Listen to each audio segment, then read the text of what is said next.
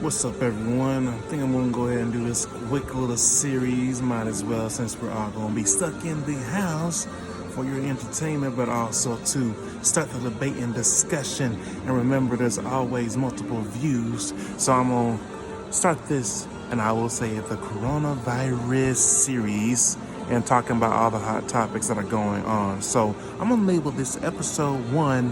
Let's see what I'm gonna go on this topic. Let's see, we go. Oh, I know exactly what you go with. So, episode 1, we're gonna go with quarantine versus religious freedom of the church. So, I'm gonna go ahead and hit on this one because there's a back and forth debate when it comes down to this, especially with all the shutdowns and much more that's been going through a lot of the big cities and things like that.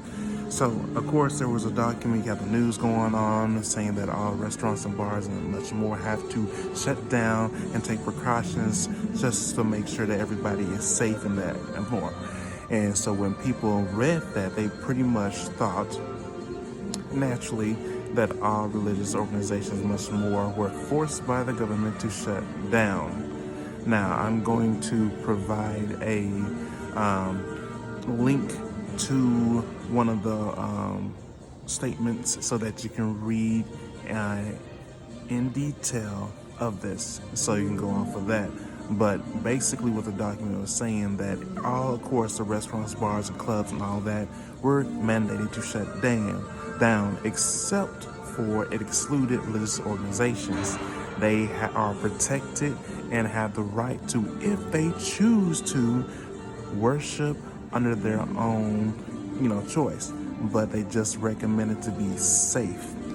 So with that said, of course, you're going to have people on the other side feeling offended, being like, why is all these other, things getting shut down, but you're not going to shut down the church? Again, the church is protected to worship if it wants to, personal choice.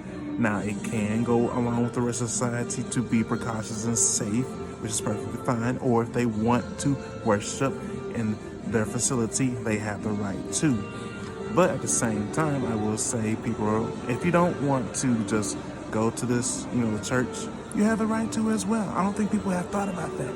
Like, you don't have to go. They just said if you want to, willing to have worship at this, this facility, you can, because you're protected to. If you don't want to and you want to stay home and be safe, you have the right to. The choice is yours. Nobody's forcing you to. But the church are protected too. If they want to hold worship, they can. But the decision comes down to them. Because I think what's happening, a lot of people are getting in their feelings and not looking at the actual document that says they're protected and going like, well, they shouldn't be doing this. What about all this? But I have one question, and I will say this is, if you shut down these facilities, why not shut down the grocery stores as well? Because I'm pretty sure when you go down the aisles, you're around crowded people and much more. What's the difference? What's the difference between being in other areas around crowds and things like that? So it can be about back and forth debate and conversation when it comes down to this. Bottom line, though, we all want to be safe.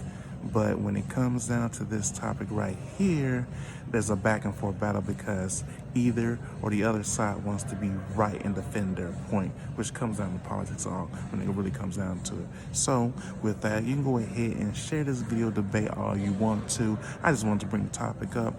You're like, is it right for the churches to hold and protect their right? You can decide on that. But remember, by the document, they are protected.